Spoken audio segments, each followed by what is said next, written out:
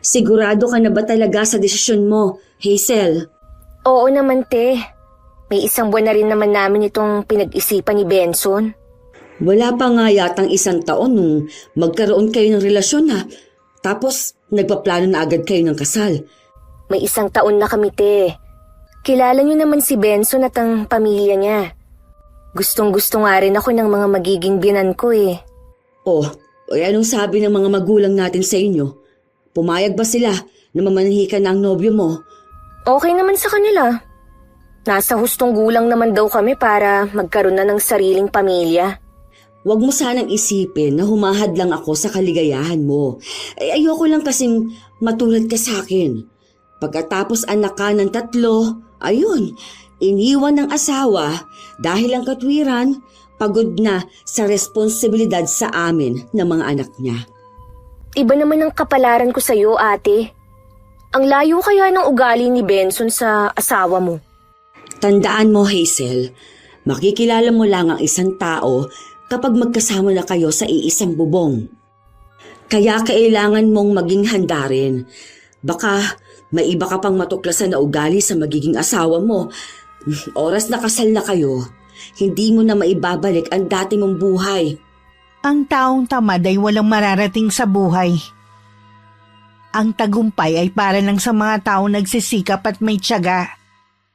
Dahil ang pangarap ay hindi natutupad sa paghihintay kundi sa pagkilos. Ang tamad na asawa pasanin habang buhay. Kaya kilatisin mabuti ang kakasamahin sa buhay para hindi magsisi sa bandang huli.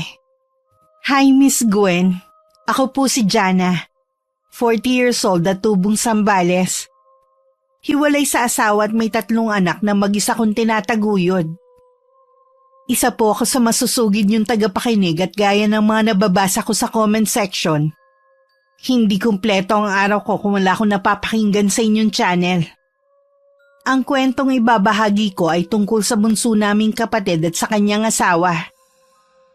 1 taon pa lang ang bunso ko noon nang iwan kami ng mister ko.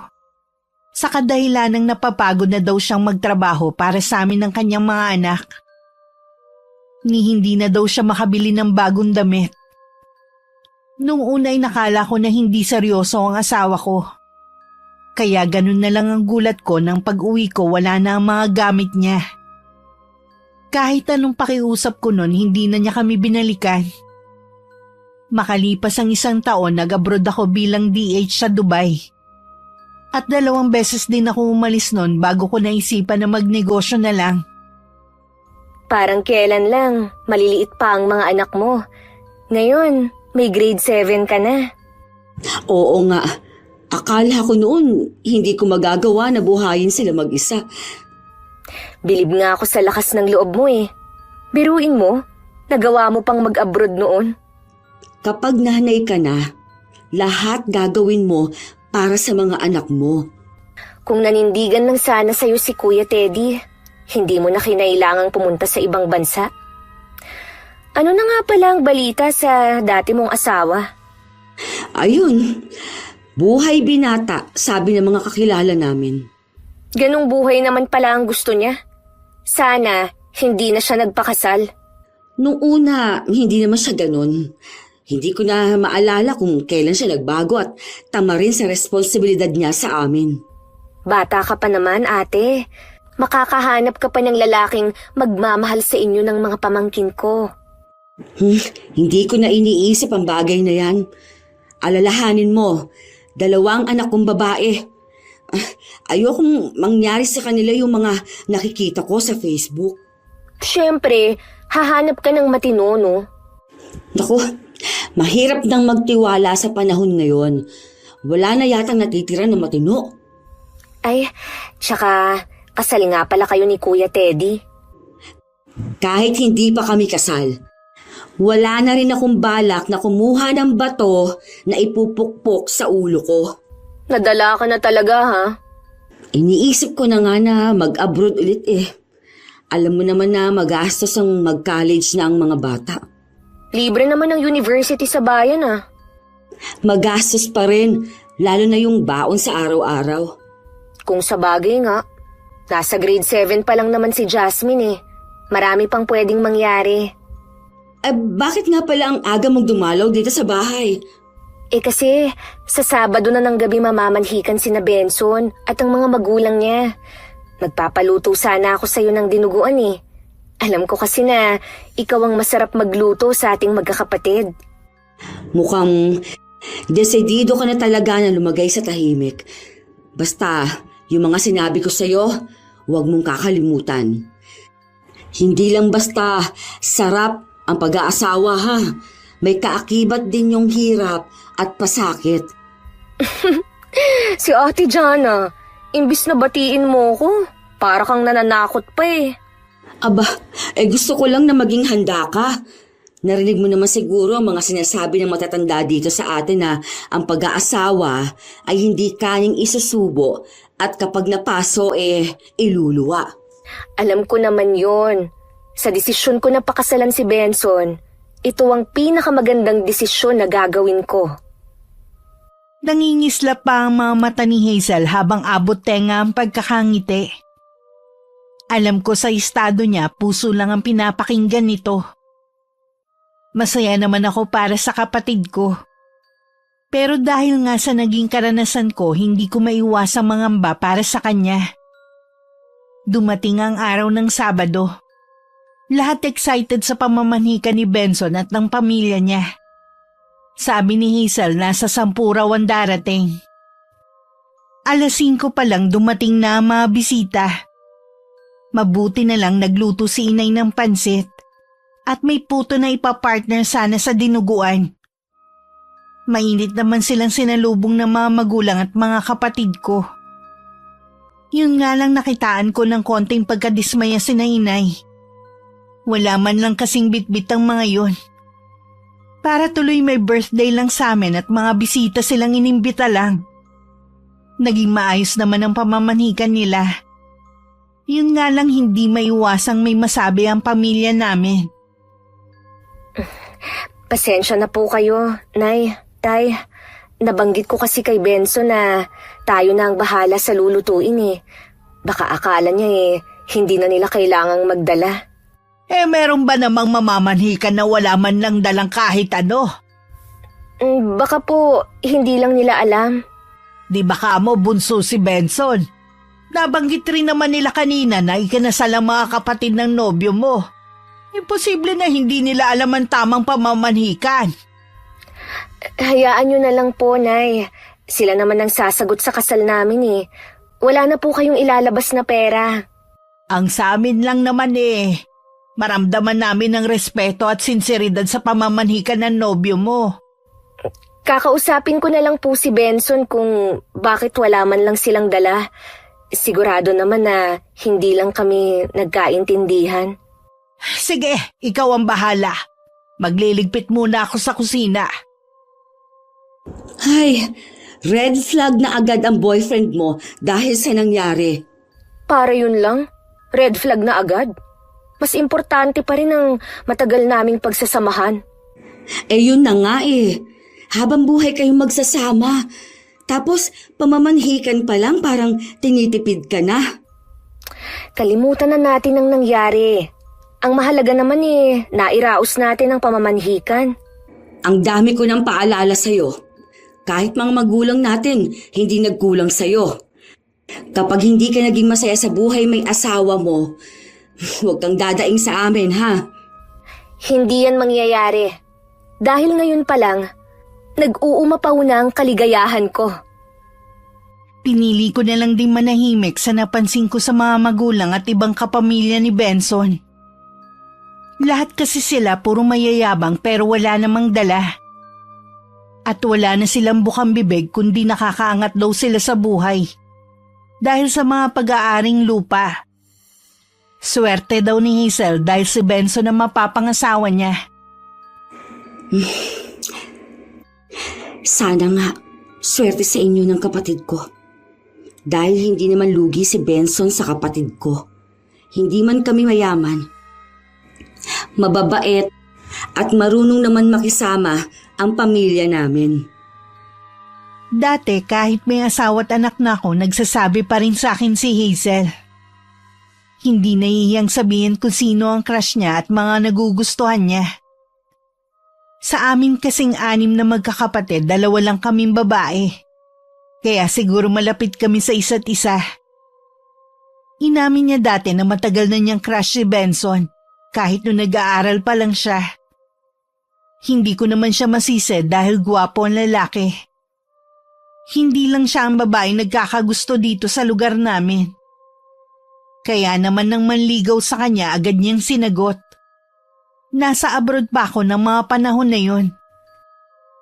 Bilang magulang, wala akong hangad kundi ang kaligayahan ninyong mga anak ko. Matanda na kami ng itay nyo. Ayaw naming umalis sa mundong to nang hindi kayo nasa maayos na kalagayan. Alam naman po namin yon, Nay. Pasensya na kayo kung hindi maganda ang kinalabasan ng pag-aasawa ko. Ilang beses kong inisip na sana nakinig na lang ako sa inyo pero mas sinunod ko pa rin ang sigaw ng puso ko Wala talagang magandang ibubunga ang pag-aasawa ng maaga. Matagal ka na naming pinatawad ng ama mo. Nakikita naman namin ang pagsusumikap mo para maitaguyod ang mga anak mo. Si Hazel lang inaalala ko. Alam naman natin na padalos-dalos siyang magdesisyon. Ilang beses ko na po siyang pinayuhan na pag-isipan ng pag-aasawa. Isipin niya kako ang nangyari sa akin. Puro naman siya tango. Hindi ko alam kung naiintindihan ba niya ako. Kinausap ko nga ulit siya kaya lang nagtalo kami. Nagbanta pa siya na makikipagtanan na lang kung magbabago ang isip namin tungkol sa pagpapakasal niya. Ang tigas talaga ng ulo ng kapatid mo ngayon. In love po kasi. Tsaka matagal na niyang gusto si Benson. Kaya din siguro nagmamadali silang ikasal. Baka iniisip niya na maaagaw pa yun sa kanya. Mahilig din kasi sa gwapo ang kapatid mo. Sana naman totoong responsable ang nobyo niya. Baka sa umpisa lang matino. Di po ba may trabaho naman? Tapos may itikan din ang pamilya ni Benson. Sabi ni Hazel, pamilya daw nito ang nagsusupply ng mga itik sa mga Chinese restaurant sa bayan at karatig lugar. Iba ang pera ng magulang sa anak. Magpapamilya na sila. Dapat lang na marunong siyang itaguyod ang asawa niya. At magiging anak ng hindi umaasa sa mga magulang. Tsaka sabi ng kuya niyo, lagi daw niyang nakikita na naglalaro ng basketball kasama ng mga tropa. Kaya duda tuloy ako kung may trabaho yun. Huwag niyo po munang husgahan ang mga nakikita natin ngayon. Si Hazel naman po ang makikisama doon habang buhay. Tsaka, hindi naman po tayo nagkulang ng paalala. Oo nga. Gusto ko lang namang maglabas ng saloobin siya nga pala. Nabanggit ng kapatid mo na nagbabalak ka na naman daw mag-abroad. Opo, gusto ko po kasing makatapos ng pag-aaral ang mga anak ko Tsaka, para makapag-ipon na rin. Iba po kasi yung kita sa ibang bansa kaysa dito po sa atin. Hindi ba sapat yung kita ng tindahan mo? Sapat lang po sa pang-araw-araw naming gastusin. 2 taon mula ngayon, mag-grade 7 na po si Quincy. Magastos po ang service at baon nila. Malapit na rin pong maubos ang ipon ko Mabuti nga po kahit papaano, nakakapag-extra ko sa paglalako ng gulay. Bakit ngayon mo lang sinabi yan? Sana natutulungan ka namin. Ayoko na pong maging pabigat sa inyo Tsaka, yung pension ninyo para lang sa inyo yon. Ayoko po na itutulong pa ninyo yun sa amin. Sinabi mo ba sa mga apo ko ang plano mo? Naiintindihan naman po nila ako. Kung sakaling matuloy ang plano mo, nandito lang kami ng ama mo para suportahan ka. Salamat po. Nahihiya na nga ako sa inyo Kaya lang, wala naman po akong maaasahan sa pag-aalaga ng mga anak ko Hanggat malakas pa kami ng tatay niyo Nandito lang kami para tulungan kayong magkakapatid. Wala na po talaga akong mahihiling pa sa buhay. Hindi man ako pinalad sa asawa, Daig ko pang naka-jackpot sa pagkakaroon ng mababait na magulang. Hindi man kami biniyayaan ng marangyang buhay, binigyan naman kami ng mababait at mapag-arugang mga magulang. Kung sakali mang matuloy ako sa pag-alis ko, hindi ako mangangamba para sa mga anak ko. Dahil alam ko maiiwan sila sa mabubuting kamay. Sa kabila ng may pagtutol pa rin kami sa pagpapakasal ni Hazel na tuloy pa rin yun. Ang plano nila simpleng kasalan lang daw. Kaya kami lang na mga magulang at mga kapatid ko ang dumalo, kasama ng kani-kanilang pamilya. Ang handaan sa mismong bahay ni na Benson. Pagdating doon nagulat kami dahil napakaraming tao at halos mga kamag-anak nila ang nandun. Sa paningin namin, hindi yun simpleng handaan lang. Akala ko po ba simple lang ang kasal ng dalawa? Yun din ang pagkakaalam namin ng itay mo. Kaya nga hindi ko na inimbita ang iba nating kaanak Nagtatampo nga sila.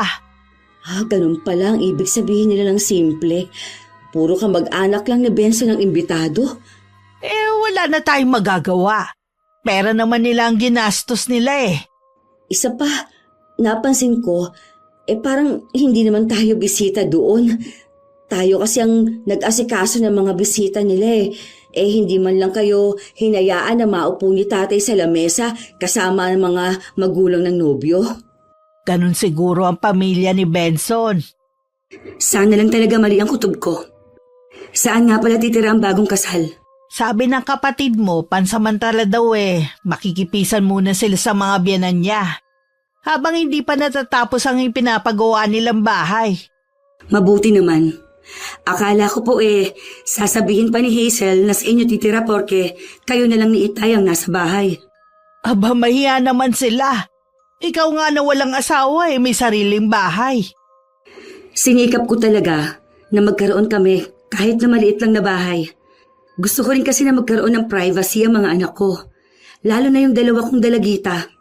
O siya, saka na lang tayo magkwentuhan Napagod kami ng itay mo sa kasal ng kapatid mo Maaga kami magpapahinga ngayon. Sige po, Nay. Pahinga na kayo.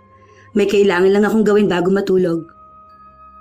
Alam kong mapipilitan ako umalis muli para magtrabaho sa abroad. Kaya naman sinusulit ko na ang mga panahon na makakasama ko pa ang mga anak ko. Madalas ang banding namin sa bahay ni nanay nakatabi lang namin. Matuloy na lumipas ang 2 buwan. Araw yun ng linggo kaya nakapaglako ako ng gulay. Mga anak ko muna ang pinagbantay ko sa tindahan namin. Dumaan ako sa bahay ni nanay para ibigay ang natirang gulay. Nainabutan kong inaayos niya ang bakanteng kwarto. Oh, Nay, bakit niyo nililinis ang dating kwarto ni Hazel? May darating po ba kayong bisita galing malayong lugar? Wala bang binabanggit ang kapatid mo sa'yo? Hindi naman po kami nagkikita Hindi ba siya nagchat-chat man lang sa'yo? Hindi po, Nay Nung isang araw, tumatawag siya. Hindi ko naman nasagot kasi nasa eskwelahan ako. Nung tinatanong ko naman kung bakit, hindi na naman sumagot. Kasi tumawag nung isang araw. Nakikiusap na kung pwede daw pumisan muna sila dito sa bahay. Nahihirapan daw siya sa bahay ng biyanan niya dahil marami sila.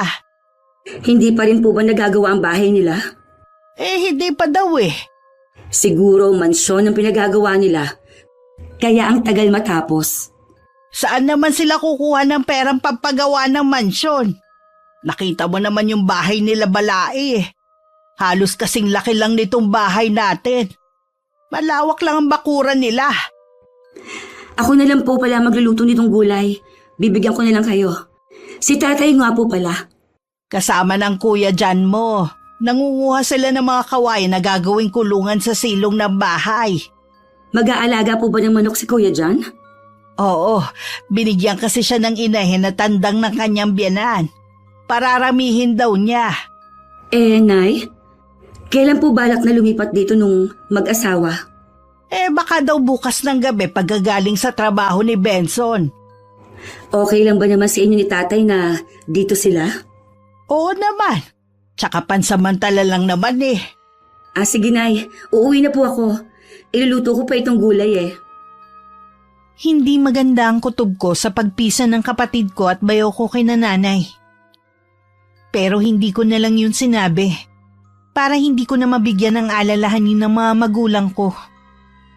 Total katabi lang naman ang bahay ko.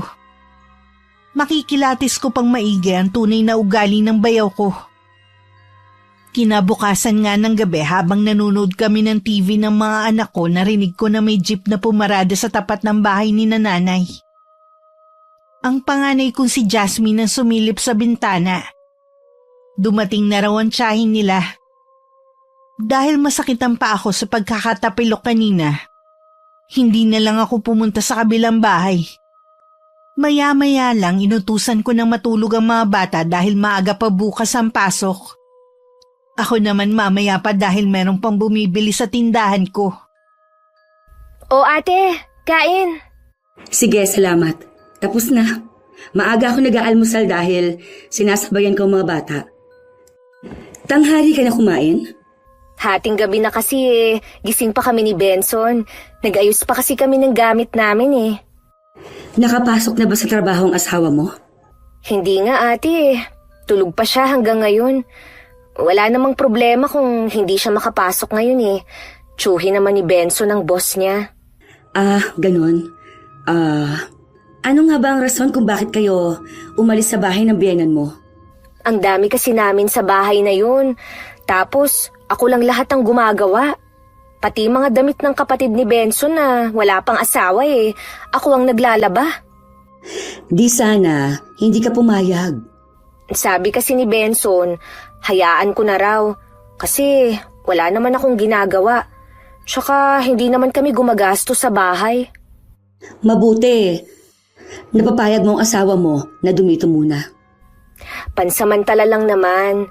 Gusto ko nga sanang umupa kaso wala naman kaming gamit. Tsaka nagtitipid nga kami dahil nagpapagawa ng bahay. Wala kayong gamit? Ang dami nyo tanggap na regalo sa kasala. Kami nga puro gamit ang regalo namin. Kasi ate, ibinigay namin sa mga magulang ni Benson. Wala pa kasi silang ganong gamit eh. Paano kapag lumipat na kayo sa bahay nyo? Di, kayo naman ang walang gamit? Ate, madali naman ang magpundar ng gamit. O siya, maiwan na muna kita. Pumunta lang ako para kumustahin ang paglilipat ninyo kagabi. Ganitong oras din kasi maraming bumibili sa tindahan. Tumagal ang pansamantalang pakikipisan ng kapatid ko at bayaw. Hanggang umabot na ng 1 taon. Dahil abala rin naman ako sa sarili kong buhay, hindi ko naman napagtutuunan ng nangyayari sa kabilang bahay. Buntis na rin kasi si Hazel. Na isa sa dahilan nito kung bakit hindi pa sila nakakalipat dahil natatakot mag-isa sa bahay. Nang mga panahon na yun, nag-iisip na rin ako na mag-abroad ulit. At kinausap ko na rin ang mga anak ko para ihanda sila. Ngayon pa nga lang nalulungkot at nangungulila na ako sa kanila. Tumawag kasi ang dati kong amo at gusto niyang bumalik ako sa kanya para magtrabaho. Nay! Nasaan po kayo? Nandito ako sa kusina. Teka, lalabas ako. Bakit dito natutulog si Benson sa sala? Doon na tayo sa inyo. Tapos na rin naman ako sa mga gawain dito eh. Pupunta rin naman ako sa inyo. Sa bahay na nga lang kami nag-usap ni nanay. Noon ko lang din napansin na parang pagod na pagod siya. Nararamdaman ko rin na marami siyang gustong sabihin na ayaw niyang marinig ni Benson. Nasaan po pala si Hazel? May check-up siya ngayon. Yung si Benson, bakit hindi pumasok? Ewan ko ba sa lalaking yun? Mas madalas na hindi pumapasok sa trabaho. Kapag tinatanong ko naman si Hazel, ang laging sagot ayos lang naman daw yun. Dahil tsuhin naman ang amo. Ano bang klaseng katuwiran yun? Tumutulong naman ba sila sa gastusin sa bahay? Hindi nga Kulang pa daw kasi ang sahod ni Benson. Bumibili sila ng pagkain para lang sa kanila. Paanong hindi kukulangin? Madalas ka bang umabsent sa trabaho?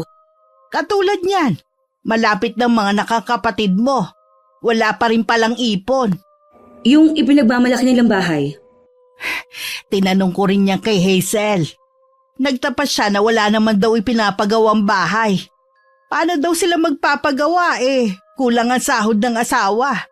Sinabi lang daw niya yon para gumanda ang imahe ni Benson sa atin. Hay nako, Nay. Parang biglang uminit ang ulo ko sa sinabi niyo. Pati po ba si Hazel natututo na magsinungaling? Pinagsabihan na nga siya ng tatay mo dahil hindi niya gusto ang nakikita kay Benson. Kapag nasa bahay, puro hilata lang ang ginagawa. Hindi man lang tumulong sa pagsisibak ng kahoy.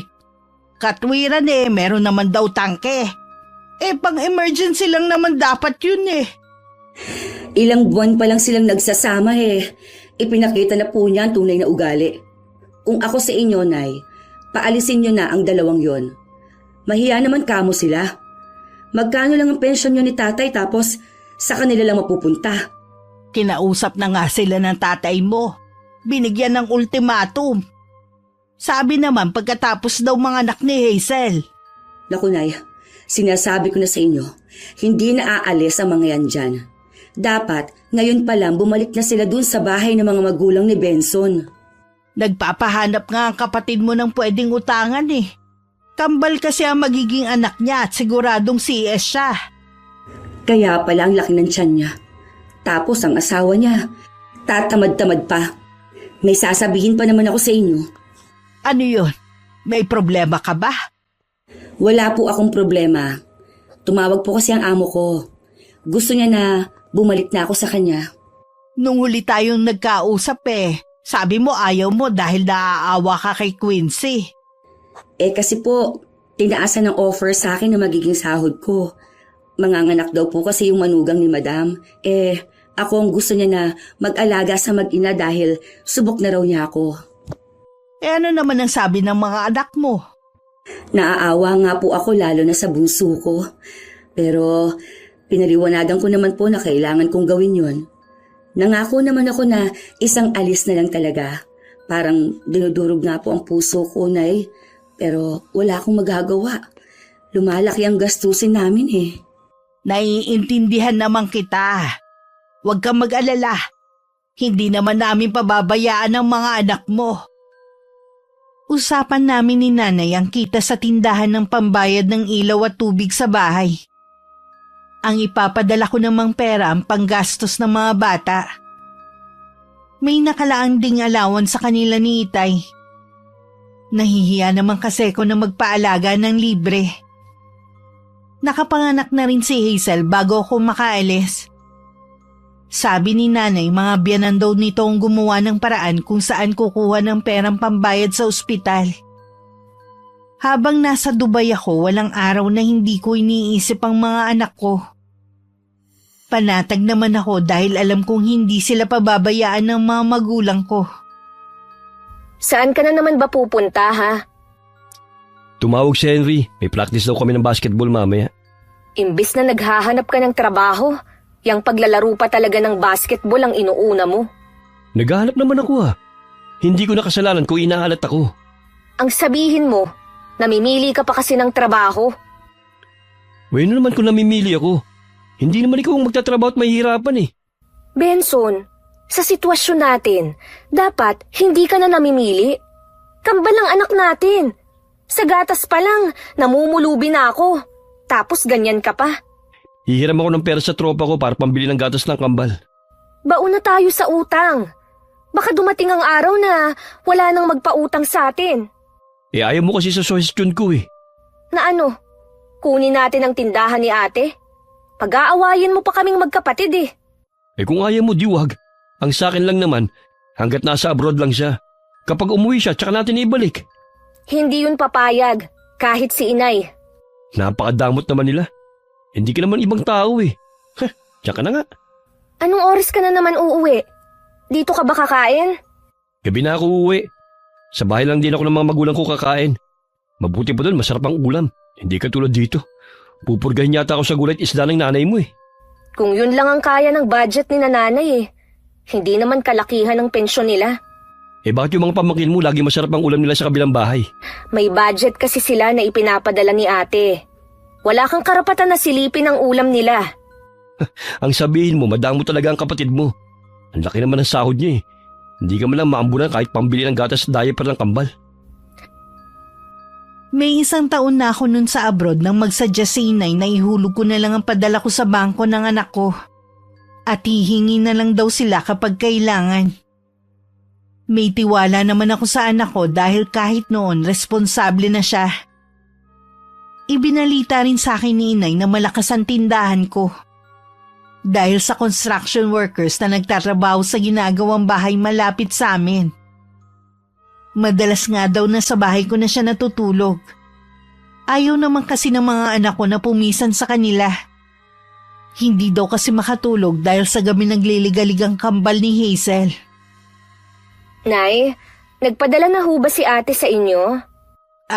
Hindi na nagpapadala sa akin ng ate mo. Ha? Paano ang mga gastusin ng mga pamangkin ko? Nagpapadala ang ate mo kay Jasmine. Marunong na naman ang apo kong yun eh. Bakit kay Jasmine? Anong malay nun sa pera? Marunong siya. At mabuti na rin yun habang bata natututo na maging responsable. Para hindi tamad kapag tumanda. Alam na niya kung paano pahahalagahan ng pera. Kailangan ko pa naman ng pera. Wala na kasing gatas ang kambal eh. Hanggang ngayon ba wala pa rin nahahanap na trabaho si Benson? Naghahanap naman po siya. Kaso wala pang tumatawag sa kanya. Di ba sinabihan kita na kailangan pa ng helper sa ginagawang bahay malapit dito sa atin? Pinuntahan ba niya? Hindi ko na po sinabi kay Benson. Sigurado naman na aayawan niya ang ganong trabaho eh. Mabigat naman kasi ang trabaho na yun at maghapon pang bilad sa araw. Alam mo, kinukonsinti mo rin kasi ang katamaran ng asawa mo eh. Hindi man lang kayo mahiya sa amin ng tatay mo. Halos sa inyo na lang napupunta ang pensyon namin May suhestyon po ako sa inyo, Nay, para hindi na kami maging pabigat sa inyo. Ano naman? Ibigay niyo na lang po sa amin yung tindahan ni Ate Jana. Ano ka mo? Nasisiraan ka naman ng bait. Pinaghirapan nyo ng ate mo tapos kukunin mo lang. At hindi papayag ang mga apo ko na kasama kayo sa bahay nila. Balak naman po namin na doon na tumira. Tapos dito nyo na rin patirahin ng mga apo nyo. Ibabalik naman po namin kay ate kapag umuwi siya. Hindi nga papayag ang ate mo sa gusto mong mangyari. Malaki naman po ang sahod ni Ate Jana. Samantalang kami, walang pinagkakakitaan. Kasi nga tamad maghanap ng trabaho ang asawa mo. Grabe naman kayo magsalita. Gumagawa naman po kami ng paraan Kung hindi ho kayo papayag, wala kayong magagawa, kundi ang gastusan muna kami. Tumalikod na lang si inay kesa tuluyang sumabog sa katwiran ng kapatid ko. Para gumaan ang pakiramdam na ikwento niya sa anak kong panganay ang tungkol sa gustong mangyari ni Hazel. Nakalimutan namang bilina ni inay ang apo na wag nang banggitin sa akin. Dahil din sa awa kaya nagsumbong ang anak ko sa mga ginagawa ng bayaw ko at kapatid. Bakit hindi niyo po sinasabi sa akin na nangyayari sa bahay niyo? Ayoko na kasi mag-alala ka pa riyan. Alam ko naghihirap ang kalooban mo dahil sa pagkakalayo mo sa mga anak mo. Ayoko nang dagdagan pa. Lagi ko naman pong nakakausap ang mga anak ko. Kaya kahit papaano, naiibsan ang pangungulila ko sa kanila. Huwag mo nang intindihin ang kapatid mo. Pinili naman niya ang ganong buhay Hindi siya nakinig sa atin. Kaya lang po, Nay, pati kayo nahihirapan dahil nakatira sila sa inyo. Hindi naman ako naglalagi sa bahay Lagi ako nasa tindahan mo lang. Isa pa nga po pala yan. Bakit kailangan nilang angkinin ang tindahan ko at bahay? Hindi naman ako papayag sa gusto nilang mangyari. Nahawa na yata si Hazel sa tamad niyang asawa. Gusto, lagi na lang nakasahod ang kamay. Ang itay mo nga, pinatitigil ko muna sa bahay ng kuya dyan mo Nag-aalala kasi ko na baka tumaas ang presyon dahil sa bayaw mo. Palayasin niyo na po sila dyan. Ang kakapal na muka. Magpapakasal sila, hindi naman pala nila kayang tumayo sa sarili ng mga paa. Ang gusto nga ng itay nyo, iwan na lang ni Hazel ang asawa. Pero ayaw naman ng kapatid mo. Hindi daw niya gustong matulad sa'yo na hindi buo ang pamilya. Ayaw niya maging tulad ko. Pero gusto niyang maging martir na asawa. Tapos dinadamay pa kayo sa katangahan niya. Huwag ka na magalit dyan. Baka mamaya kumapano ka pa. Hindi ko rin matiis na walang gatas yung kambal. Kapag magpadala ko, bilhan niyo po sila. Salamat anak. Kahit ganun ang kapatid mo mas nangingibabaw pa rin ang awa mo sa kanila. Tuwing nagpapadala ako sa mga anak ko, binibilinan ko silang bigyan ng tita Hazel nila para pambili ng gatas. Hindi ko alam na dahil sa ginagawa ko, mas lalo nang tinatamad na magtrabaho ang bayaw ko. Dahil alam nitong hindi na magkukulang ng gatas at iba pang pangangailangan ng kambal nila. Ayos, wala na tayong problema sa gatas ng kambal. Ang gastos din kaya. Ang hirap maghagilap kung saan kukuha. Kailangan mo pa rin maghanap ng trabaho. Hindi naman habang buhay si ate sa abroad Ang kulit mo naman Sinabi na naghahanap naman ako Hanggang kailan tayo ganito, ha? Gusto ko rin naman magkaroon ng bahay, katulad ni ate. Pwede naman kasing mapasa atin ang bahay niya Ayaw mo lang kasing gumawa ng paraan. Ano pa bang paraan ang gusto mo, ha? Sinabi ko na nga kay nanay at nakarating na rin kay ate. Ayaw niya. Napakadang mo talaga ng kapatid mong yun.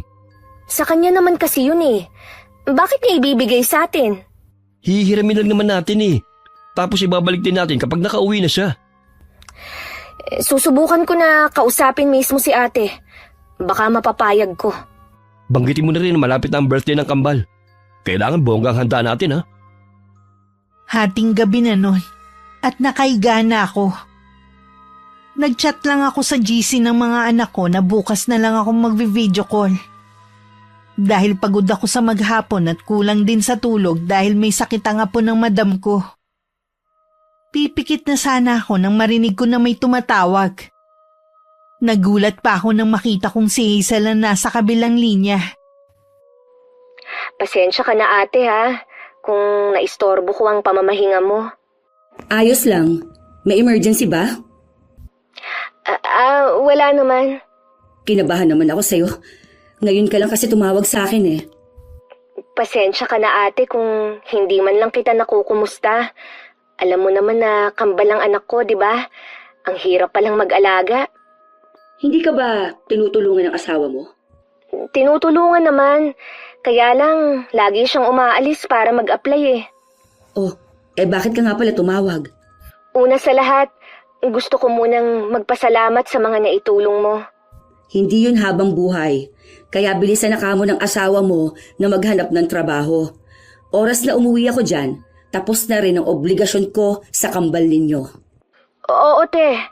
Alam namin yun. Ate, may hihingin sana akong pabor sa'yo Anong pabor naman?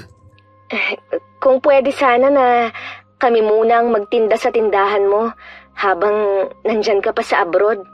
Alam mo naman na ang tindahan ko nasa loob mismo ng bahay. Mawawala ng privacy ang mga anak ko kapag nandoon kayo.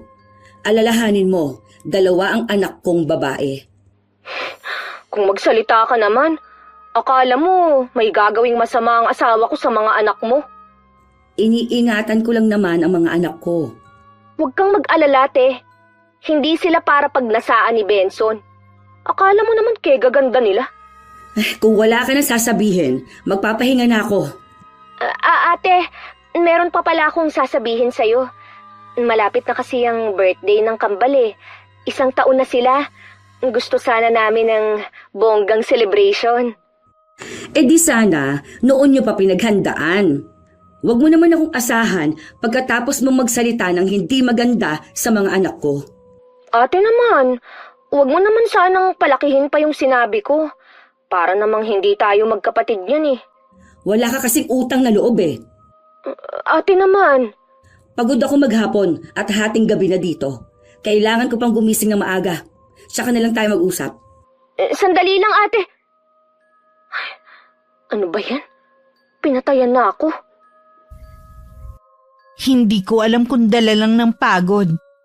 Dahil bigla ko nainis sa kapatid ko. At nagdesisyon na rin ako na itigil na ang pagsuporta sa kambal niya. Nagsusumbong kasi sa akin ng anak ko na pagkatapos daw niyang ibigay ang pera na sana pambili ng gatas at iba pang pangangailangan ng kambal, lumalabas daw ang mga to para kumain sa labas. 1 linggo lang daw ubos na ang pera at umuutang na naman ng gatas sa tindahan namin. Kaya nang sumunod na magpadala ko, para na lang sa gastusin ng mga anak ko. Nay, katapusan na po ngayon ah. Nagpadala na po ba si ate? Oo. Nakapagbayad na nga sina Jasmine ng field trip nilang 3 kahapon eh. Wala bang ibinibigay ang apo nyo na pambili ng gatas ng kambal? Wala para sa kambal eh. Wala daw kasing sobra ngayon dahil maraming binayaran sa eskwelahan nila. Ang dami kasi nilang activity ngayon eh. Nalula nga ako sa dami ng binayaran. Pwede naman yatang hindi muna sila nagbayad ng field trip nila eh. Mas importante kasi ang gatas ng kambal. Hindi na pwede. Sa 1 linggo na ang deadline eh. Sana, hindi na lang pinasama ni ate ang mga anak niya sa field trip na yan. Makakapagtapos naman sila kahit hindi sila sumama eh. Kaya nga nagsasakripisyo ang kapatid mo sa ibang bansa para sa mga anak niya. Tapos sasabihin mo na dapat hindi na niya pinasama ang mga pamangkin mo. Wala na ho kasing gatas ang mga apo nyo. Wala rin sa tindahan nila. Saan ako kukuha ngayon? Kasalanan niyo naman kasi. Bakit ba namimilipit sa katamaran niyang asawa mo? Ayaw magbanat ng buto. Pag uwi dito sa bahay kakain at tutulog lang ang trabaho. Tapos ngayon puputaktihin mo ko kung saan kukuha? Hinaan niyo ang boses niyo, Nay. Kakatulog lang ho ng kambal. Ang hirap pa naman nilang patahanin. Inuubos mo na kasi ang pasensya ko eh. Huwag mo na rin asahan na padadalhan ka pa ng ate mo. Dahil alam niya kung saan-saan naman napupunta ang pera para sa kambal. Siguro, kung ano-ano ang isinumbong ng magkakapatid na yun sa nanay nila. Humanda talaga sila sa akin. Subukan mo lang kantiin ni dulo ng daliri ng mga apo ko. Ako ang makakalaban mo. Ayoko maririnig ulit na pinagsasalitaan mo sila ng hindi maganda. Dahil ako mismo ang magsusumbong sa ate mo. Puro na lang kayo si ate. Anak niyo rin ho ako, Nay. Sana naman, maramdaman ko na mahalaga rin ako. Mahalaga sa akin lahat kayo ng mga anak ko. Pero ang ate mo, minsan lang ako binigyan ng sakit ng ulo. Nung mag-asawa siya ng maaga. Pinanindigan din niya ang pag-aasawa niya at kahit iniwan siya ng asawa sa huli, hindi siya umasa sa amin ng tatay niyo. Iba naman ho kasi si ate. Mas malakas ang loob niya kaysa sa akin. Kaya sinabihan ka namin tungkol sa pag-aasawa mo. Pero mas sinunod mo pa rin ang lintik na puso mo. Ngayon na minamalas ka, pati kami gusto mong idamay. Tama na, Hunay. Kaya mo lang naman nagustuhan ng Benson na yan dahil gwapo at matagal mo ng crush. Tingnan mo tuloy ang nangyari sa'yo. Kung hindi pa makakahanap ng trabaho ang asawa mo, bahala na kayo sa buhay nyo. Kaya lang naman yun nasabi ni Inay dahil sa galit na rin. Tingin kasi ng mga magulang ko, ginagamit lang sila ng kapatid ko at bayaw para gatasan. Matatanda na rin sila para dagdagan ng mga alalahanin nila. Pagdating ni Benson, agad na nagsumbong sa kanya ang asawa at ang problema nila sa gatas ng kambal. Anong gatas ngayon ng kambal? Kanina pa kasi kita tinatawagan eh, pero hindi mo sinasagot. Sana nakahiram ka muna sa mga kapatid mo. Busy kasi ako kanina eh. Ano? Sa pagbabasketball mo? Mangutang ka muna sa tindahan. Wala nang gatas doon. Tingin ko sinasadya na ng anak ni ate na wag mag-stock ng gatas para hindi na tayo makautang. Naniningil na rin kasi. Akala mo naman mga hindi babayaran eh. Isa pa yung ate mo eh. Paasa din eh. Akala ko naman habang nasa abroad siya, hindi natin po problemahin ang gatas ng kambal. Nainis yata dahil hinihingi ko sa kanya ang tindahan niya. Kapatid ka niya, pinagdadamutan ka? Makikita niya, malalaman ng buong barangay ang tunay niyang ugali. Tignan ko lang kung hindi mga anak niyang mapahiya. Ang mabuti pa, gumawa ka na ng paraan kung paano makakabili ng gatas ng kambal. Gabi na eh. Saan pa ako makakahanap nito? Anong gusto mo? Magdamag na umiyak ang mga anak natin? Nasaan bang nanay mo? Nasa kabilang bahay na yun. Kanina pa siya umalis. Lalabas muna ako para maghanap ng gatas. Kahit yung nasa maliit na pack lang. Nakautang naman si Benson ng gatas sa ibang tindahan. Nasa karton na yung kinuha niya para matagal-tagal na. Mabuti na lang naawa ang may-ari ng tindahan sa ginawa niyang pagpapaawa. Nangako na lang siya na babayaran agad ang nakuha. Kinabukasan nagpunta si inay sa bahay ng panganay naming kapatid. Noon lang nalaman ng iba kong kapatid ang sitwasyon sa bahay ni nanay. Lahat sila gusto nang palayasin si Benson. Kung gusto daw sumama ni Hazel, hayaan na lang daw ang kapatid namin na magtanda. Mabuti naman ho at umuwi na kayo. Wala pa ho kasi kaming sinaing dyan eh. Ha! Pati ba naman pagsasaing hindi mo magawa? Alam niyo naman hong mahirap kumilos dahil kambal ang anak ko. Ang sabihin mo, nahawa ka na sa asawa mong tamad. Nay, nandito po si Benson. Narinig ko po yung sinabi niyo. Sobra naman kayo magsalita. O bakit? Totoo naman hindi ba? Mula nang tumira kayo rito, bumigat na ang pamumuhay namin dito. Nakikisama naman po kami sa inyo ah. Ano bang problema niyo? Anong klaseng pakisama ha? Wala ka nang ginawa kundi matulog at kumain. Kaya mo lang ba pinakasalan si Hazel para magpakargo sa amin ha? Nay naman, kumikilos naman ang asawa ko kahit papano eh. Wala nang tumira kayo rito ni minsan hindi man lang nagsibak ng kahoy ang asawa mo. Pati ikaw Hazel, nahawa na rin sa pagiging batugan ng asawa mo. Mabuti pa umalis na kayo rito. Saan naman ho kami titira? Di bumalik kayo doon sa biyanan mo. Doon kayo magpakargo. Mabuti pa nga umalis na tayo rito. Bumalik na tayo sa bahay namin. Tinablan ka rin ng hiya. Ayoko pong bumalik doon. Sinabi ko naman sa inyo ang naging kalagayan ko doon. Ayoko na pong maranasan yun. Lalo na't may kambal na ako. Dapat 1,000 beses ka muna nag-isip. Kung talagang itong lalaki na to ang gusto mong kasamahin habang buhay. Nay! Sandali lang ho! Huwag po muna kayong umalis! Hayaan mo na siya. Wala na tayong magagawa pa. Maging pakit ka na lang. Kasalanan mong lahat ng ito eh! Sinabi ko na kasi na maghanap ka na ng trabaho! Maghahanap na nga ako eh. Humingi na ako ng tulong sa mga kaibigan ko. Pansamantala, doon muna tayo sa amin. Kapag nahirapan kami ron, babalik ulit kami rito kahit hindi ka namin kasama! Masakit din naman kay inay ang ginawa niya. Pero yun lang ang naiisip niyang paraan para matuto ang kapatid ko at bayaw. Maghapon siya nagbantay sa tindahan para hindi niya makita ang pag-alis ng mag-asawa. Mga anak ko lang ang nagsabi na nakaalis na nga ang dalawa.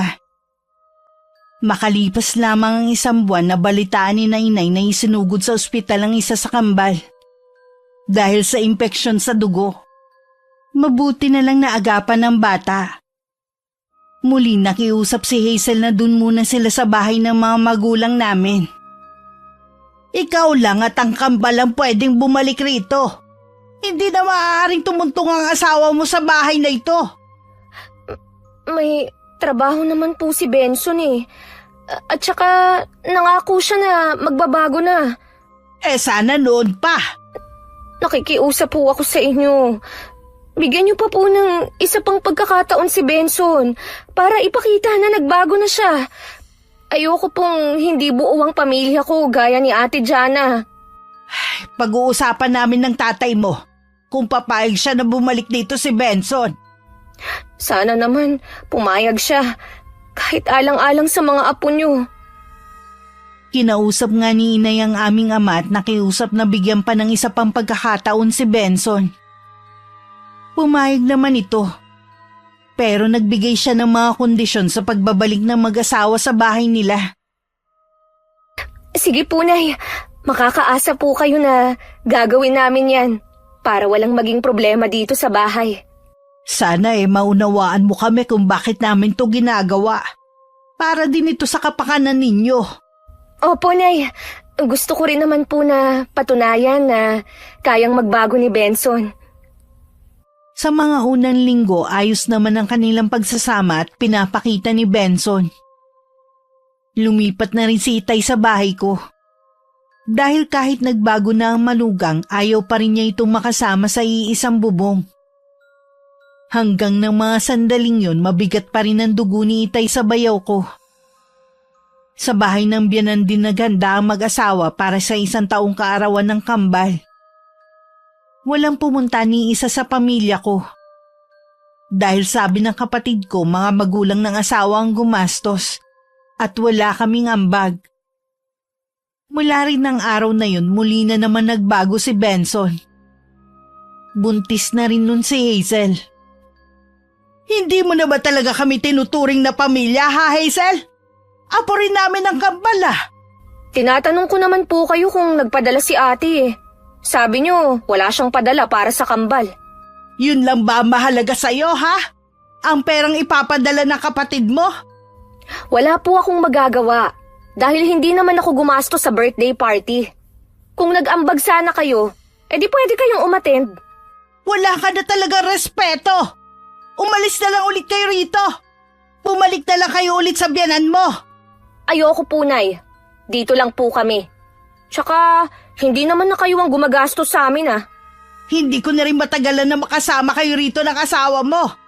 Baka dahil sa inyo mapaaga ang kamatayan namin ng Itay nyo. Buntis po ako, Nay. Mapapasama lang ako kung doon niyo ako patitirahin. Kahit ang pagtira na lang sa bahay na ito ang itulong niyo sa akin. Buntis ka na naman? Kaka-1 taon pa lang ng kambal Hindi ka talaga nag-iisip, no? Imbes na sila muna ang intindihin mo, magdadagdag ka na naman. Bakit po ba kayo nagagalit? May asawa naman ako Buti kung kanino lang ako nagpabuntis. Ang tanga mo talaga! Hindi ka nag-iisip! Wala sanang problema kung masipag ang asawa mo sa paghahanap buhay. Hindi naman. Masipag lang sa paggawa ng bata. May trabaho naman ho ngayon si Benson Pag-iipunan na po namin ng panganganak ko. Dapat lang. Dahil kahit ang mga kuya mo, pagod na rin sa pagtulong sa'yo. Naubusan na rin ng pasensya si Inay. Kung iba lang siguro ang sitwasyon ng buhay ng mag-asawa, baka matuwa pa siya sa pagbubuntis ulit ng kapatid ko. Naniniwala naman kasi ang mga magulang namin na biyaya ang mga sanggol. Matuloy na lumipas ang 3 taon. Sa wakas nakauwi na rin ako sa amin. Puno ng pananabik na niyakap ko ang mga anak ko. Sa bahay ko na rin tuluyan tumira ang mga magulang ko na sabik din akong niyakap. Pansamantalang pinaubayan na lang muna nila ang kanilang bahay sa mag-asawa na 3 na ang anak. Ang ganda mo, Iha. Hiyang talaga sa'yo ang pagtatrabaho sa ibang bansa. Yun nga lang ang laki ng ipinayat mo. Minsan po kasi nalilipasan ng gutom sa dami ng ginagawa. Nakita ko ang mga litrato mo kung saan-saan bansa ka na pala nakarating. Isinasama po ako ng amo ko, kaya lang mas nakakapagod ang sumama. Mas marami po kasing trabaho Minsan nga po, ilang oras lang ang tulog ko. Ngayong nandito ka na, kahit maghapon ka pang matulog, wala kang iisipin na amo. Kung pwede nga lang po sana. Kaya lang, meron akong mga anak na umaasa sa akin. Hindi ako pwede magpahinga hanggat hindi sila nakakatapos ng pag-aaral. Sana nga lahat ng tao katulad mong mag-isip. Kumusta na nga po pala si Hazel? Lagi lang naman siyang nasa bahay. Ikaw na lang ang mangamusta sa kanya. Puntahan mo, siguradong matutuwa yun. Sige, mamaya pupuntahan ko siya. Dadalhan ko na rin ng mga pasalubong. Hanggang ngayon, hindi pa rin ako makapaniwala na 3 na agad ang anak niya. Sabi ko nga magkontrol baka masundan na naman ka ako. Siya rin naman ang may kasalanan kung bakit nasa ganun siyang sitwasyon. Si Benson po, kumusta naman ang trabaho? Ume-extra lang bilang construction worker na dati inaayawan niya. Sa panahon ngayon, hindi na siya dapat namimili. Ang importante, marangal ang trabaho. Hapon na nagpunta ako sa kabilang bahay. Naabutan ko namang natutulog sa sofa ang bayaw ko. Bigla tuloy ako may naalala noon. Sa sahig naman nagkalat ang mga laruan at may ilang diaper pa. Nasa duyan naman ang bunsong anak ng kapatid ko. Nakarinig ako ng mga kaluskos sa may kusina kaya dun na ako tumuloy. Naghuhugas ng plato si Hazel. Malayo na ang itsura niya sa dati.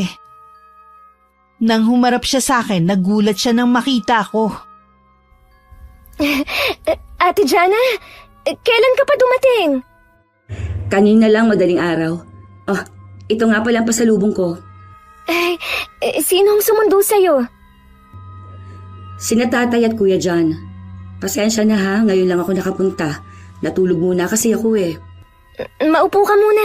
Ipagtitimpla kita ng kape. Wag na, kakatapos ko lang naman.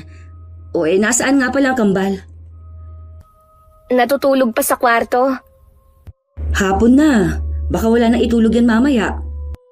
Kesa naman sa wala akong magawa dito sa bahay. Ang kalat nga nakakahiya tuloy sa'yo.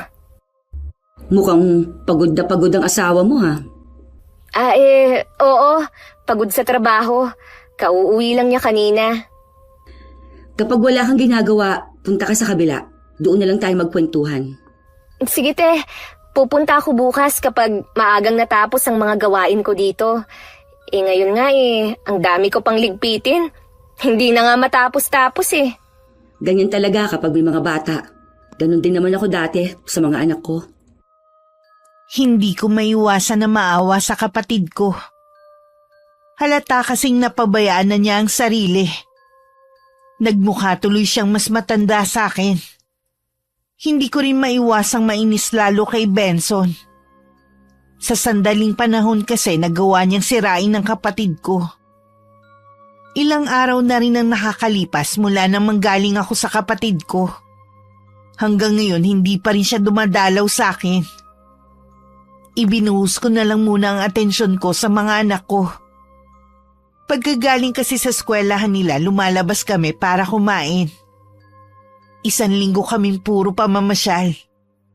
Gusto ko kasing mabawi ang mga taon na hindi ko sila nakasama. At sa mga susunod din kasing araw, magiging abala na rin ako.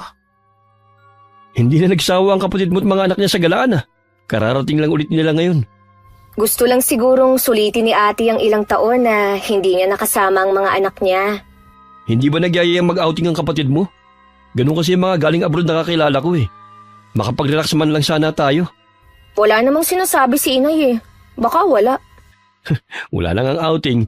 Hindi man lang nagpakain ng ate mo sa isang restaurant. Benson, hindi naman niya obligasyon na magpa-outing o magpakain sa atin. Ikaw nga, hindi iniimbita ang pamilya ko sa handaan sa inyo Pagtatalunan na naman ba natin yan? Alam mo naman hindi ako nagpapahanda sa amin Ay, sana talaga nakinig na lang ako sa kanila. Anong ibig mo sabihin? Wala. Tatalikod na sana si Hazel para iwasan ang mga tanong ng kanyang asawa nang dumating naman ang aming ina. May mga dala siyang pagkain galing sa akin na pinatake out ko. Ipinabibigay ng ate mo para hindi na daw kayo magluto ng hapunan. Tamang-tama, wala kaming ulam ngayon. Akin na punay. Ako na po magdadala sa kusina. Pakisabi po kay ate, salamat. Tinatanong nga niya kung bakit hindi ka pumupunta sa bahay niya. Ilang araw ka na niyang hinihintay Kasi po, Nay, ang dami kong ginagawa rito Gusto ko rin sanang makipagkwentuhan kay ate. Ang inaalala ko baka maubos ang oras ko. Minsan lang naman. Tsaka baka maging busy na rin ang ate mo sa mga susunod na linggo. Bakit naman ho? Huwag niyong sabihin na balak niya ulit mag-abroad. Hindi yun. At wala na rin siyang balak na bumalik. Nagpaplano kasi sila ng mga hipag nyo na magnegosyo. Eh di ba magaling sa negosyo ang mga yon? Talaga po? Ano naman kayang negosyo? Iniisip pa nila kung kainan ba o mga RTW na lang. Mabuti po, may perang mga hipag ko. Maganda naman ang trabaho ng mga kuya mo. Kaya siguro may ipon sila. Kailan ho nila uumpisahan ang plano nilang negosyo? Sa 1 linggo daw pag-uusapan na nila. Hinihintay lang nila ang bakasyon ng mga bata. Gusto kasi ng ate mo na maasikaso muna ang mga anak. Ang layo na talaga ng narating ni ate. Parang kailan lang, umiiyak siya at naghahabol sa asawa niya. Naramdaman naman ni Inay ang lungkot sa boses ni Hazel. Nang sulyapan niya ang manugang, abala na ito sa paglantak ng mga dala niya. Hindi man lang inisip ang mga anak na abala sa paglalaro sa sahig. Ilang sandali lang nagpaalam na si Inay na lilipat na. Makasarili talaga ang kapatid at mga hipag mo. Hindi ka ba lang isinali sa plano nila? Saan naman ako kukuha ng pera kung sakali na isama nila ako sa negosyo nila? Sa pagkain nga natin, hirap na eh. Makikisosyo pa ako sa kanila. Kahit kailan talaga, hindi ka nag-iisip. Anong sinabi mo, ha? Akala mo naman ikaw nag-iisip din. Isa ka rin naman boba. Oo, aminado ako na hindi ako nag-isip. Kaya nga ganito kamiserable ang buhay ko sa'yo eh. Magsisi ka man, wala ka na magagawa pa. Kasal na tayo at may 3 anak. Kung di ko pa alam, inggit na inggit ka rin sa kapatid at mga hipag mo. Hanggang asawa at ina na lang magiging papel mo sa buhay. Huwag ka nang umasa na meron pang magbabago. Hindi mo kailangan pang ipamukha sa akin. At ikaw din naman. Hanggang dyan ka na lang. Dahil tamad ka. Walang buto. Walang pangarap. Ganun ha? Ginagalit mo talaga ako ha? Isang sampal lang ipinadapo ni Benson sa asawa. Ilang beses din siyang pinagtatadyakan hanggang mamilipit sa sakit.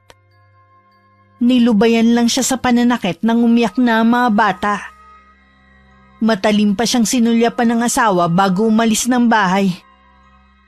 Umiiyak naman na nilapitan ni Hazel ang mga anak at saka mahigpit na niyakap. Tahan na mga anak. Wala na si Papa. Hindi na niya tayo masasaktan. Tara na, pakakainin ko na kayo. Masarap ang pagkain natin. Mula nang maiwan silang mag-anak sa bahay na yun, malimit ng saktan ng asawa ang kapatid ko. Habang tumatagal ang pagsasama nila, lalong lumalala ang ugali ni Benson. Pinili na lang ilihim ni Hazel ang pananakit sa kanya para wala na lang gulo. Nasa isip din niya kasi na siya ang sisisihin namin sa nangyayari sa buhay niya. Bago pa kami maging abala ng mga hipag ko sa plano namin, ilang beses ko ring binisita si Hazel. Wala naman ako napansin na kakaiba sa kanya. Ilang beses ko rin nadatnan ng bayo ko na nakahilata lang sa sofa. Nalaman ko rin na wala na itong trabaho at umaasa na lang sa mga bigay ng pamilya. Bakit kasi hindi ka humanap ng permanenteng trabaho? Naghahanap naman ako, te. Yun nga lang, wala talaga akong swerte. Nabanggit ni na kuya na ilang beses ka daw nilang inalok ng trabaho, ayaw mo naman daw. Ang baba naman kasi ng posisyon ko at malit pa ang sahod. Kulang naman sa amin ang pamilya ko. Ano ba ang gusto mo? Maging manager? Di ba hindi ka naman nakatapos?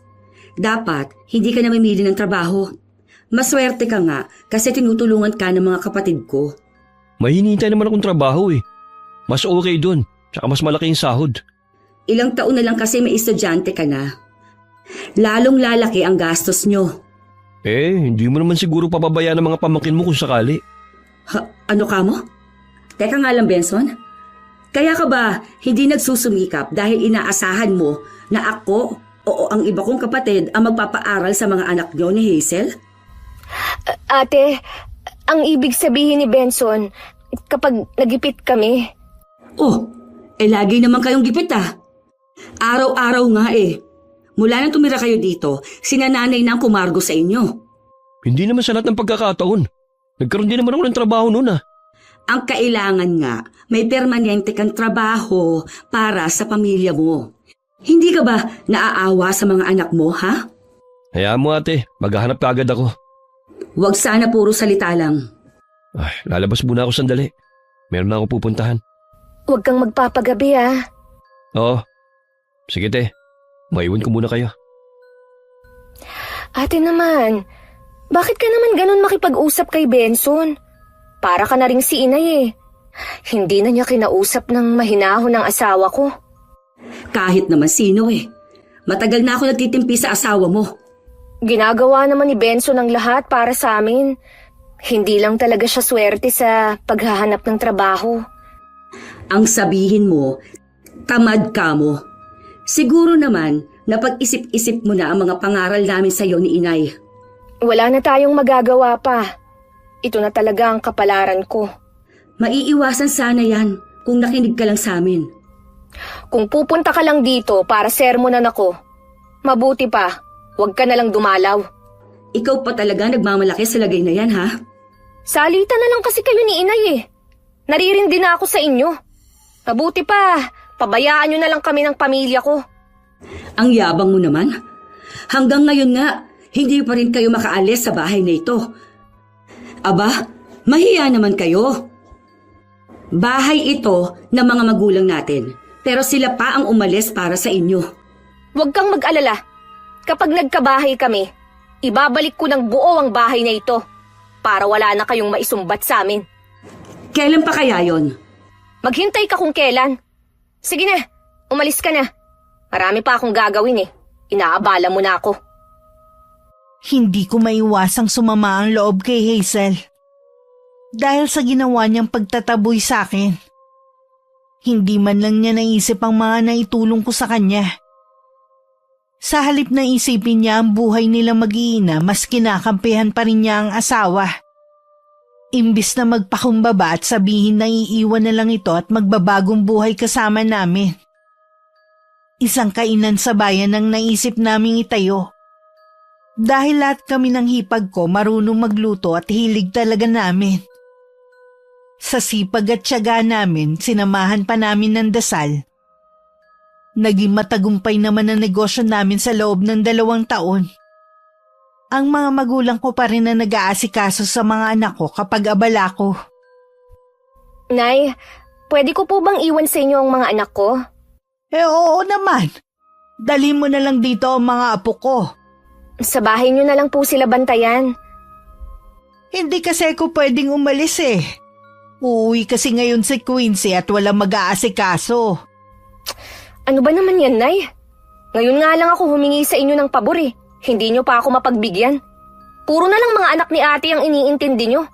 Paano naman ako at ang mga apo nyo sa akin? Hindi naman kita tinatanggihan ah. Dali mo nga dito sa bahay. Ayoko nga po rito. Eh bakit ayaw mo? Ano ba ang problema mo ha? Marami po kasing nakikita ang mga anak ko sa bahay na ito. Baka mamaya kung ano-ano na naman ang ipabili sa akin. Saan naman ako kukuha ng pera? Huwag kang mag-alala. Sabihin mo lang sa akin kung anong gusto nila at ibibili ko sila. Huwag na po. Isasama ko na nga lang sila. Bakit ba ang init ng ulo mo ha? Ang ganda kasi ng pakiusap ko sa inyo eh. Dadalihan niyo ako ng ganyan. Ay, saan ka ba kasi pupunta? Nagpapacheck up ho ako. Huwag mo sabihing buntis ka na naman. Hindi pa ho ako sigurado. Pero hanggang ngayon, hindi pa ako dinadatnan eh. Diba sabi ko naman sa'yo, mag-control ka. At mahirap ang maraming anak at sunod-sunod pa. Umiinom naman ho ako ng contraceptive. Kaso po sa dami ng ginagawa ko, nakakalimutan ko na rin. Ganyan na nga ang buhay nyo, magdadagdag ka na naman. Wala na ho tayong magagawa kung sakaling buntis nga ako. Sige na, magpa-check up ka na. Babantayan ko na sa inyo ang mga apo ko. Nakumpirma nga ang 2 buwan ng buntis si Hazel. Hindi naman maitago ng mga magulang ko ang pagkadismaya. Pakiramdam nila ayaw na rin umalis ng kapatid ko sa kinasasadlakan nito. Para bang tinanggap na lang niya na dadami ang anak niya sa asawang tamad at walang pangarap sa buhay. Kahit ako nadismaya at nalungkot din nang sabihin yun ni Inay.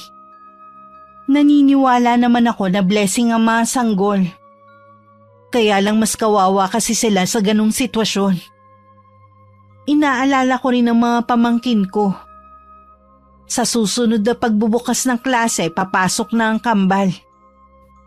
Mga hindi talaga nag-iisip. Kahit yung kapatid mo pansariling kaligayahan na lang ang iniintindi. Sa tingin ko po, Nay, inaasahan na rin nila na hindi natin sila pababayaan. Yun na napala ng kapatid mo. Pati mga batang walang kamalay-malay na dadamay pa sa mga mali nilang desisyon sa buhay. Wala na po tayo magagawa pa. Ayaw naman niyang hiwalay ang asawa. Makasarili nga kasi silang mag-asawa. Puro pasarap, babaya naman sa mga anak. Tulungan na lang po natin. Lalo lang aasa sa atin ang lalaking yon. Lalo silang hindi magpupursige sa buhay. Ayoko po sana itong sabihin, Nay. Kaya lang, buntis si Hazel. Baka mapano siya. Ano bang gusto mo sabihin? May palagay po akong sinasaktan si Hazel ng asawa niya. Ilang beses ko na kasing nakikitaan ng pasa. Kaya siguro laging nakamahabang manggas ang kapatid mo. Walang ya talaga ang lalaking yon. Irresponsable na nga, nananakit pa siya. Kung tatanungin niyo po si Hazel, siguradong itatanggi lang niya yon. Ipagtatanggol pa niya ang asawa niya. Kailangan mahuli niyo siya sa akto na sinasaktan ng kapatid ko. Mula nga nun pinapakiramdaman na ni Inay ang kabilang bahay. Dala rin ng awa sa kapatid ko, sinagot na ng mga magulang ko ang isang sakong bigas at ulam nila araw-araw. Tuwing nagluluto si Inay, dinadamihan na niya at nagdadala siya sa kabila. Isang araw magdadala siya ng ulam doon nang marinig niyang nag-iiyakan ng mga apo. Nagmamadali siyang pumasok sa bahay. At nakita niyang nasa sahig si Hazel habang binubugbog ng asawa. Sa pagkabigla, nabitiwan niya ang hawak na mangkok. Mabilis siyang lumapit at tinulak ang bayaw ko. Hayop ka! Wala kang karapatan saktan ng anak ko! Lumayas ka sa pamamahay namin! Away mag-asawa po to. Huwag na lang kayong makialam. Halos patayin mo na ang asawa mo tapos hindi ako makikialam. Alam mong buntis si Hazel. Wala ka talagang awa. Kasalanan naman niya kung bakit ako nagagalit. Losyang na nga siya, nagpabuntis pa ulit. Huwag mo sisihin ang asawa mo. May kasalanan ka rin. Hindi ka marunong mag-alaga sa pamilya mo. Lumayas ka dito at huwag nang magpapakita kahit kailan. Mag-asawa po kami ni Hazel. Wala kayong karapatan na palayasin ako. Hindi ka talaga aalis? Sige, tatawagin ko ang asawa ko. Alam mong matagal nang mainit ang dugo niya sa'yo. Nasisiguro ko kapag nalaman niya to, mapapatay ka niya. O sige, isinasauli ko ng anak nyo. Nakakahiya na rin naman ang itsura niya. Porke nagkaanak lang, pinabayaan ang sarili. Nakakadiri na ring tabihan sa higaan. Magsama kayo mag-ina. Benson! Huwag kang umalis! Benson! Hayaan mo na siya. Walang kwenta ang lalaking yon. Huwag kang mag-alala sa mga anak mo. Kami ang bahala sa inyo. Patawarin niyo ako, Nay. Walang dapat sisihin, kundi ako. Tahan na. Ngayon wala na ang asawa mo, makakapagbagong buhay na kayo ng mga apo ko. Inuwi na lang muna ni Inay si Hazel at mga anak nito sa bahay. Baka kasi biglang bumalik ang asawa at manggulo. Kahit umalis na ang bayaw ko, hindi pa rin matanggap ni Inay ang sinapit ng kapatid ko. Wala siyang ginagawang hakbang noon. Dahil lagi niyang isinasaalang-alang si Hazel at ang mga anak nito.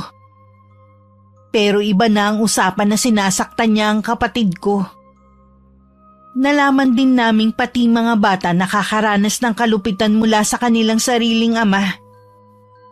Dahil sa ginawa mo, ginising mo ang isa ko pang katauhan na matagal ko na sanang kinalimutan. Humanda ka, Benson.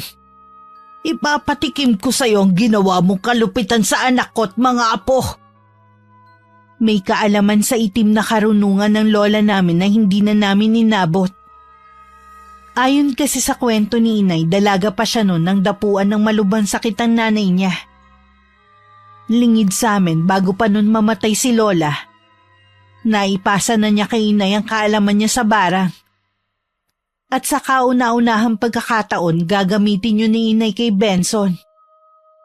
Samantala dahil sa paulit-ulit na pambubugbog ng bayaw ko nakuna ng kapatid ko. Ako din muna nagbantay sa kanya sa ospital. Hanggang makalabas siya at makauwi ng bahay.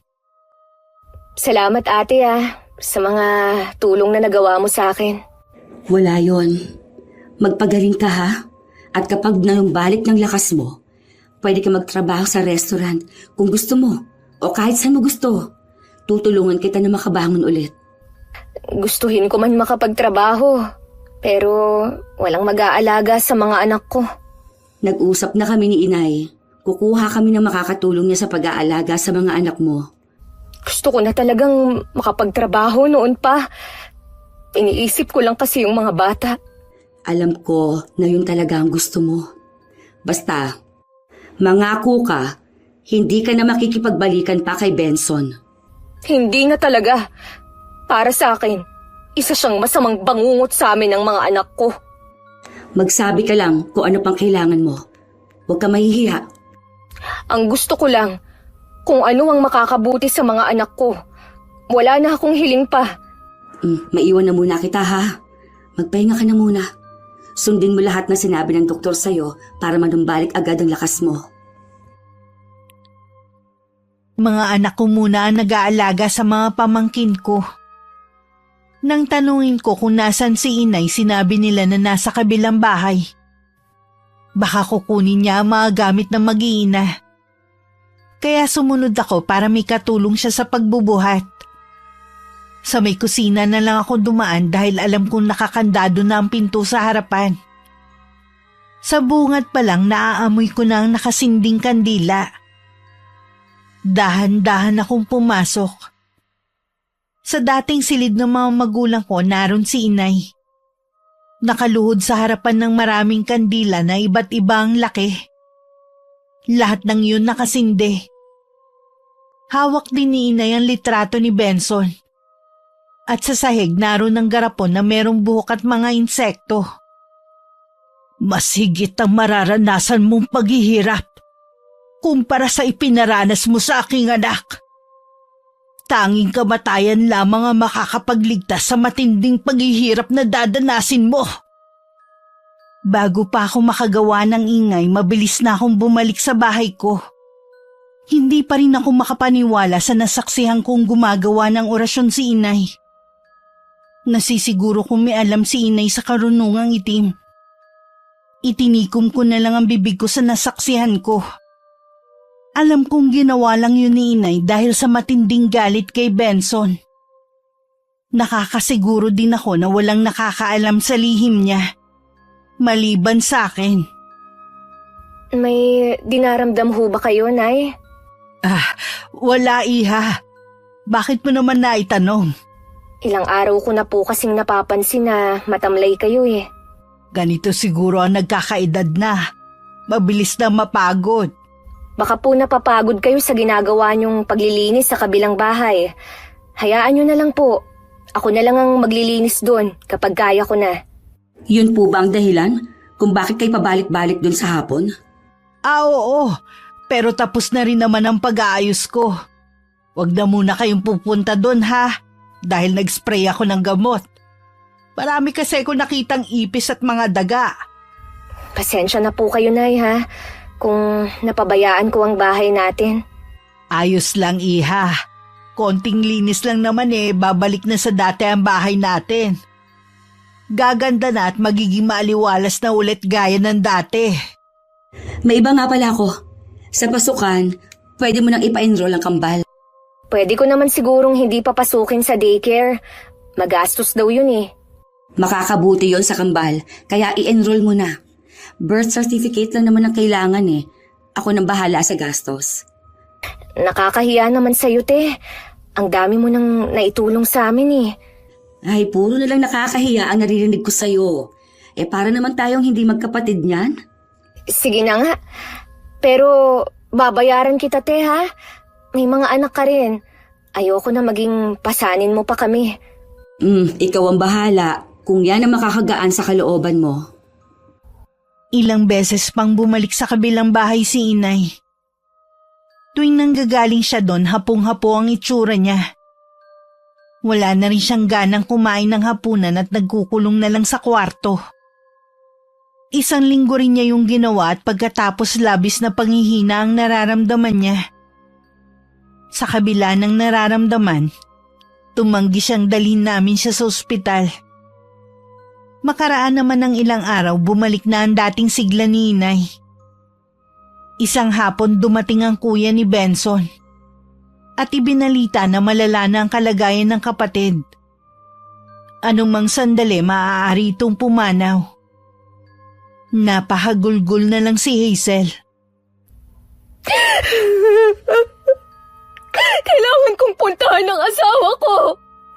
Gusto ko siyang makita. Huminahon ka lang. Baka mabinat ka. Hindi ka pa gaano magaling. Paano ko hihinahon? Malubha ang kalagayan ni Benson. Hindi ka pwedeng umalis. Hayaan mo na siya. Hiwalay na naman kayo. Nakalimutan mo na ba ang mga ginawa niya sa inyo? Hindi po, Nay. Kailangan ako ng asawa ko. Maawa na kayo. Payagan niyo na akong puntahan siya. Sige na po, Nay. Payagan niyo na si Hazel. Baka po ito na rin ang huling sandali na magkikita sila. Sasamahan ko naman po siya.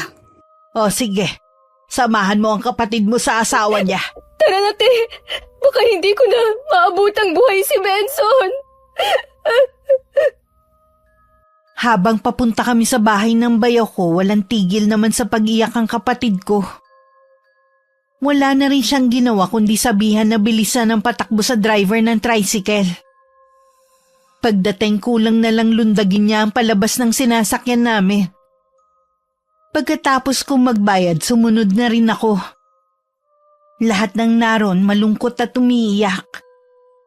Sa isang silid naron si Benson. Kalunos-lunos ang kalagayan niya. Payat at maraming sugat ang buong katawan. May masangsang na amoy na rin na nanggagaling sa kanya. Salamat, dumating ka. Akala ko, hindi ka nahahabol. Benson! Anong nangyari sa'yo? Bakit sa sandaling panahon lang nagkaganyan ka na? Malalaman mo rin kung anong totoong nangyari sa akin.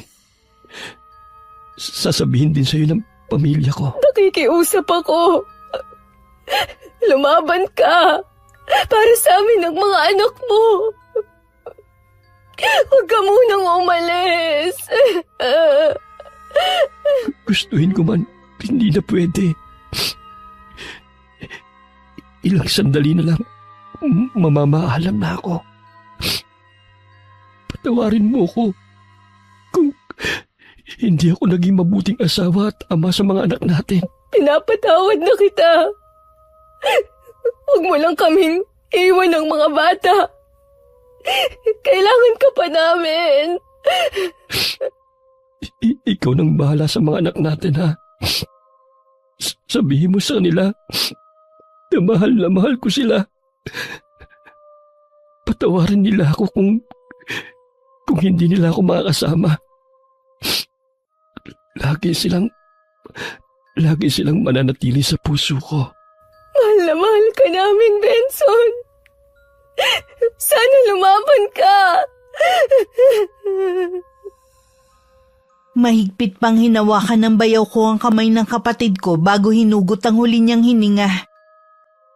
Napahagulgol na lang si Hazel. Habang mahigpit na yakap ang katawan ng asawa. Hindi na rin niya inalintana ang paglabas ng napakaraming ipis sa bibig nito. Benson! Asawa ko!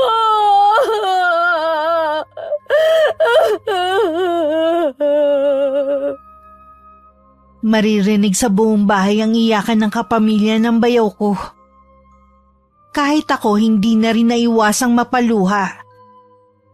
Galit ako sa bayaw ko. Pero kailanman hindi ko hinangad ang ganong kamatayan sa kanya. Sigurado akong barang ang nangyari kay Benson. Kitang-kita sa katawan niya ang matinding paghihirap bago ang huli niyang sandali. Inilibing din kinabukasan ng labi ng bayaw ko.